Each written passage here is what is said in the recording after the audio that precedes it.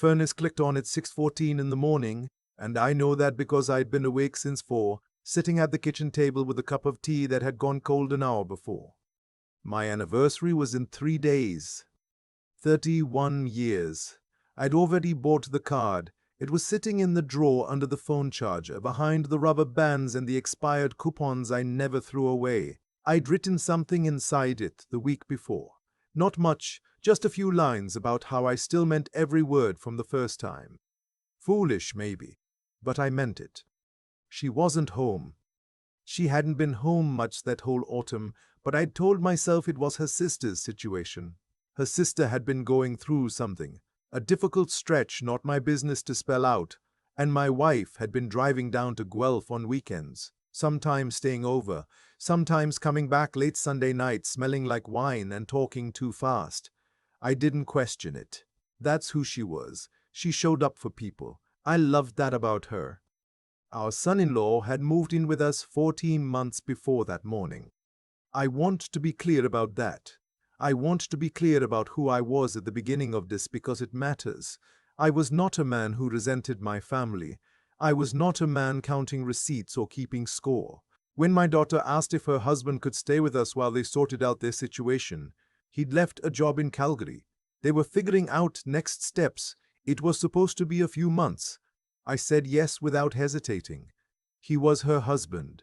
That made him mine to look after too, as far as I was concerned. I'll call him my son-in-law throughout this. That's what he was. That's the only name that matters here. He was 34. He'd grown up in Mississauga, gone to Weston, worked in oil and gas for a decade. He was the kind of man who walked into a room and immediately assessed it, who had the power, who could be useful, who could be managed. I noticed that about him early on, but I didn't hold it against him. A lot of men are like that. It doesn't make them bad people. What made him difficult was that he never stopped doing it, even in my house, even at my table. The first month was fine. He kept to himself, was polite enough, helped with dishes a couple of times. My daughter was working remotely. Her company had gone full remote after the pandemic and never gone back, so they were both home most days, which was an adjustment for my wife and me, but manageable. We're retired. We'd gotten used to a certain quiet, but we made room. The second month, he started having opinions about the house. Not loudly, not in a way I could call him on directly. It was more like suggestions. He'd mentioned that the Wi-Fi router was probably slowing down because of where it was positioned. He'd leave articles on the kitchen counter about insulation rebates from the province. He'd ask in that neutral tone of his whether I'd thought about refinancing given where rates were going. I'd nod and say thanks and move on. But then it shifted. He started talking to my wife instead of me. I don't know exactly when I noticed it, but one evening I came in from the garage and he was sitting at the kitchen island, showing her something on his laptop, numbers, a spreadsheet, and she was nodding along with her reading glasses on, and there was something in the dynamic that made me stop in the doorway, like I'd interrupted a meeting, like I hadn't been expected. Just going over some auctions, he said, and smiled at me. My wife looked up and said, he thinks we could pull some equity out of the house for the reno we keep talking about. I had not been talking about a reno. That was the first time I felt it. That specific unease you get when you realize something has been happening without you. Not a big thing, just a little realignment, quiet and gradual, like a tree root working its way under a sidewalk. You don't see it until the concrete starts to shift. I should have said something then. I know that now. I should have sat down and had a plain conversation. But I'm 63 years old and I was raised by a man who believed that staying calm was the highest form of strength, and sometimes that lesson sticks too deep. So I said, let's talk about it. And then we didn't, and the weeks kept going. By month 4, my son-in-law had taken over the second living room. We have a finished basement room we'd been using as a TV room and converted it into a home office. He'd moved the old sectional into the storage area without asking. He'd mounted a monitor on the wall. He'd ordered a standing desk that arrived in 3 boxes on a Tuesday and sat in the front hallway for 5 days before I carried them downstairs myself. He was working again by then, some kind of consulting, he said. He was vague about it in a way that I'd learned not to push on. My daughter told me he was under a lot of stress. She said it with that look she'd had since she was 12, the one that means, please don't make this harder. I loved her. I let it go. What I can't let go now, what I think about on mornings like that one, sitting in the kitchen before the sun came up, is how much of myself I handed over in small pieces, one accommodation at a time, telling myself each one was nothing. He started inviting friends over. Not often at first. A colleague from whatever project he was working on. A friend from his Mississauga days. Fine, normal. I like people. My wife and I had always had an open house, more or less. But then it became dinners, and then the dinners became routine. Thursday nights almost every week, and I'd come home from my walk to find 4 or 5 people in my kitchen, my wife cooking, my son-in-law at the head of my table telling a story I wasn't part of. I asked my wife once, quietly, after one of those evenings, if she'd talked to our daughter about it. She gave me a long look and said, "He's trying, you know. He's had a hard few years." I said I understood that. She said, "Don't be the kind of person who makes everything harder." I didn't say anything else. I'd owned my house for 26 years. I'd put a new roof on it in 2019. I'd repainted every room twice. I knew which stair creaked and at what angle. I knew where the water pressure dropped in winter. That house was mine in the way that few things are yours after you've lived long enough. Not legally, I mean, but in the way that your hands know a place. And somehow, by the time October came, I'd started feeling like a guest in it. I don't say that for effect. I mean it plainly. I would walk into a room and he'd be on a call and he'd hold up one finger. Just one finger, like I was an interruption. And I would turn around and walk back out. I did that. I did it more than once. I started going to bed early to avoid the evenings. I started eating lunch in the garage in my car with the radio on because it was easier than sitting in my own kitchen and feeling like I was in the way. My wife and my son-in-law had started taking walks together on weekend mornings. I don't know when that started. I noticed it one Saturday when I came downstairs and the house was empty, and I saw the two of them through the front window coming up the street, together, laughing at something with their coffees from the Tim Hortons on Dundas. She had a new coat on. I hadn't seen it before. She told me when she came in that they'd been going since August. Just getting some air, she said. He was good to talk to, she said. He understood things. I asked what kinds of things. She paused in a way that lasted too long and said, "Just things. Life things." That night I lay in bed and listened to the furnace and tried to remember the last real conversation my wife and I had had. Not logistics. Not scheduling. An actual conversation, the kind we used to have at the kitchen table on Friday nights with a bottle of wine and no particular place to be. I couldn't remember. I went back through the weeks trying to find it, and I couldn't. November. My son-in-law approached me about the house. He sat down across from me at the kitchen table, my kitchen table, the one I built in my brother's workshop in 1998, and he had a folder, printed pages, numbers. He explained in the careful tone of a man who's decided he's the smartest person present that given current property values in our area, the equity in our home represented an inefficient asset. He used the phrase inefficient asset. He said that a strategic refinance, combined with a long-term care plan, could set my wife and me up comfortably and allow for some capital to be, his word, mobilized for other purposes. I asked what other purposes. He said there was an opportunity he'd been looking at, commercial real estate in the Waterloo region. His contact had a window and they needed a partner with— He looked at his folder, approximately $240,000 in liquidity. I said nothing for a long moment. Then I said, "Where's my daughter in this?" He said she was supportive. She thought it was worth exploring. I said, I'll think about it. He nodded like I'd already agreed.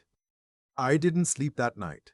I lay in the dark and I felt for the first time in months something settle in me. Not anger, not exactly. More like clarity. Like when you've been trying to remember a word, and then it arrives. Simple, obvious, almost embarrassing that you didn't see it sooner. I knew what had been happening. I called my younger brother the next morning from my car, parked in the Canadian Tire lot on Spears Road. I told him everything. He listened without interrupting, which is unusual for him. When I finished, he was quiet for a moment and then he said, "You know what you need to do." I said, "I know." I called my lawyer that afternoon. I'd used the same man for 20 years. Real estate, a minor estate matter when my mother passed. The usual things. I told him the situation. He was calm and practical and said almost nothing that surprised me except one thing. He told me that, given how long my son-in-law had been living in the property, and depending on certain factors, I should move with some care and some documentation. So I started documenting. I'm not proud of how the next few weeks felt. I was still living in my house, still eating dinner at that table, still saying good morning.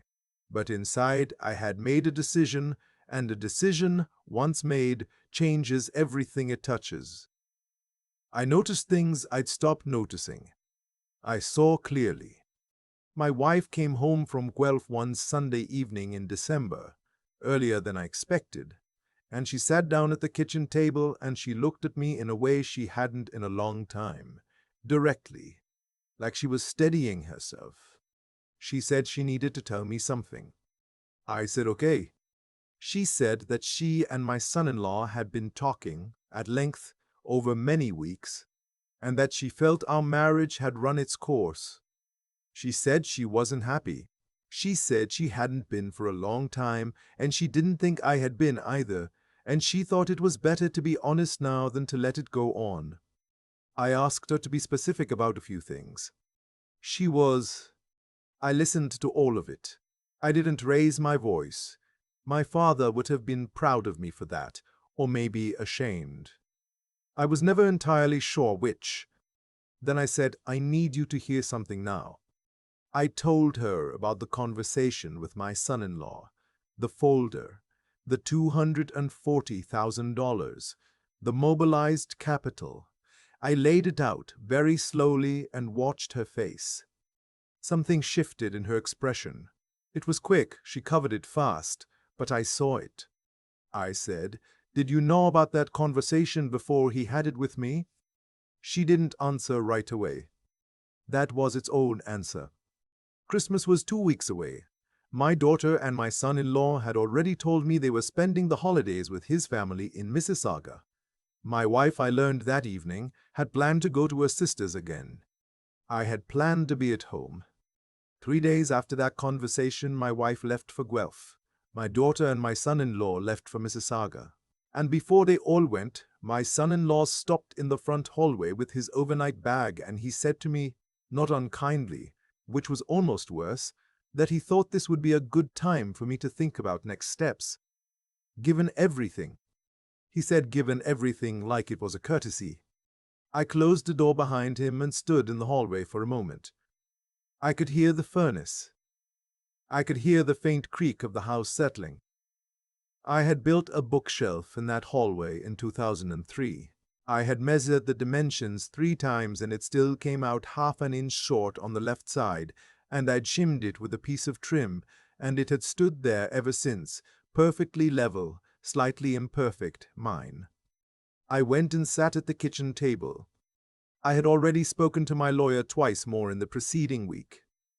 He had advised me on what I could do, what I should do, and what I should do first. I had followed his advice to the letter. I picked up my phone and I called my brother. "I'm ready," I said. "I'll be there in an hour," he said. He arrived with his truck. We didn't do very much that day. I didn't need to do very much. I'd done most of the necessary work already, quietly, over the prior 2 weeks. What we did that afternoon was more symbolic than practical. We moved a few things I wanted to keep into the back of his truck. We went through the house together, room by room, and I said goodbye to each one in my own way. I stood in the basement room where my sectional used to be and looked at the standing desk and the mounted monitor, and I felt, surprisingly, almost nothing. Just finished? The calls I'd made that week were more significant. I had spoken with my bank. I had spoken with my financial advisor. I had closed the joint account and opened a new one, as my lawyer had advised, retaining what was legally mine. I had contacted the mortgage holder. My name was the only name on the mortgage. My name was the only name on the title. That had never changed, even after everything, something my son-in-law had apparently failed to research as thoroughly as he'd researched interest rates. I had also, on my lawyer's advice, sent a formal notice, properly documented, dated, witnessed regarding the occupancy of my property. My son-in-law had no legal standing. He was a guest. He had been a guest for 14 months. The documentation my lawyer had prepared was clear and comprehensive, and my son-in-law, when he eventually engaged his own legal counsel, discovered there was nothing to contest. I want to say something about my daughter, because this is the part that still costs me something when I think about it. She called me on the 27th of December, 2 days after I'd sent the formal notice to her husband. She called from a number I didn't recognize, and when I picked up, she was crying. I let her speak. I always let my children speak. She said she hadn't known about the folder, about the $240,000, about what he'd said to me at that table. She said when she found out, she had asked him directly, and his explanation hadn't. She paused here, held up. I said, I know. She said, I'm sorry, Dad. I said, I know that too. We talked for almost an hour. There were things she told me that I won't put here. They're hers, not mine to share. But I'll say this. She left that house in Mississauga on New Year's Eve and drove back to Ontario alone. She stayed with a friend in Hamilton for a while. She's doing all right now. Better, I think, than she was. There are some things that look like damage that are actually the beginning of something else. My wife and I have been separated since January. We've been civil. We've been through enough together that we know how to do that much. The conversation we needed to have, the one about what each of us had allowed and why, we've had it in pieces over several months, and it's not finished. I don't know if it ever will be. She told me once, over coffee at a Tim Hortons that was neutral territory for both of us, that she hadn't meant for things to go the way they went. I believe her. I also believe that she'd been unhappy for a long time and had found someone who seemed to offer a way out, and that she hadn't looked too carefully at the cost. People do that. I understand it even when I'm still sorting out how to feel about it. My son-in-law has moved back to Calgary. I heard that secondhand through my daughter. I don't know the details and I haven't asked. The house is quiet now. I had my brother and my neighbor over for dinner last week.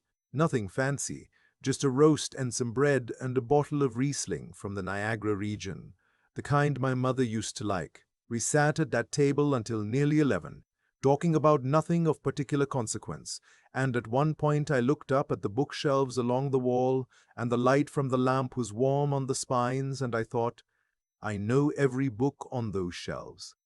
I remember where I bought most of them. I remember what I was doing in my life when I read them. This is still my house. I got up the next morning at 6 and put the kettle on and stood at the window while it heated. The yard was silver with frost. The maple I'd planted when we moved in, a sugar maple, because my father told me if you're going to plant a tree, plant one that means something, had gone bare for the winter, but the structure of it was still beautiful, strong through the middle, spreading wide, branches that knew exactly where they were going. I've been sleeping well. That surprised me, honestly. I thought the silence would be the hard part. But it turns out the silence I'd been living with for 2 years, the silence of walking carefully through my own home, of eating lunch in my car, of lying awake listening to the furnace, wondering what I was missing. That was the kind that wears you down. This is different. This silence belongs to me. My brother calls every Sunday morning. My daughter and I talk most weeks. I've started going to a morning walk group out of the community center on Lakeshore. Mostly people my age, a few younger, good company without any obligation to it. I don't talk about any of this there. I just walk. I'm not angry. I want to say that plainly, because I know that's what some people are waiting to hear, one way or the other. Either that I'm furious and want everyone to know it, or that I've arrived at some clean and complete forgiveness. Neither is entirely true. I'm just a man who learned something late that he probably should have learned sooner, that being accommodating is not the same as being kind, and that staying quiet is not the same as keeping the peace. There's a card still in my kitchen drawer, the anniversary card I bought in November, the one I wrote in and never gave. I found it last week when I was cleaning out that drawer. I read what I'd written. It was a few sentences about meaning what I said, about still being glad. I threw it away, not with bitterness. Just it was done. It was from a version of things that no longer existed, and keeping it wouldn't have honored anything. It would have just been clutter. I'm 63 years old. I have, if I'm lucky and the blood pressure cooperates, another 20 or 25 years of mornings, 25 winters to watch the maple go bare and come back, 25 chances to sit at a table I built with my own hands and feel unambiguously at home. That's not a small thing. That's everything, actually. I thought a lot about the moment my son-in-law slid that folder across my kitchen table. Not with anger anymore, just with the kind of quiet recognition you get when something finally makes sense in retrospect.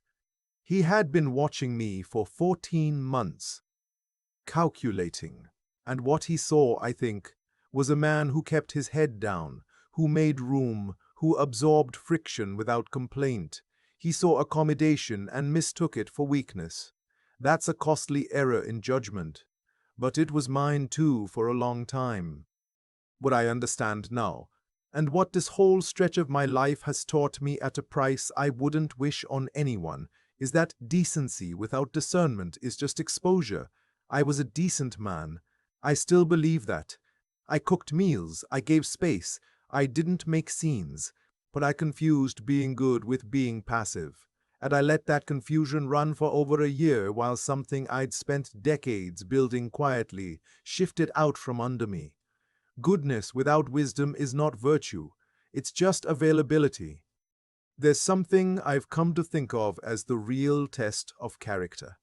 Not how you behave when things are easy, but what you do when someone is slowly, carefully rearranging your life and counting on you not to notice. My son-in-law was intelligent. I'll grant him that. He understood leverage and timing and human inertia. What he didn't understand was that patience is not the same as surrender. A man can be still for a long time and still be paying very close attention. The clarity I found in that Canadian Tire parking lot, talking to my brother on the phone, that wasn't bravado. It wasn't revenge. It was just the moment I stopped shrinking and started thinking clearly again. I contacted my lawyer. I documented everything.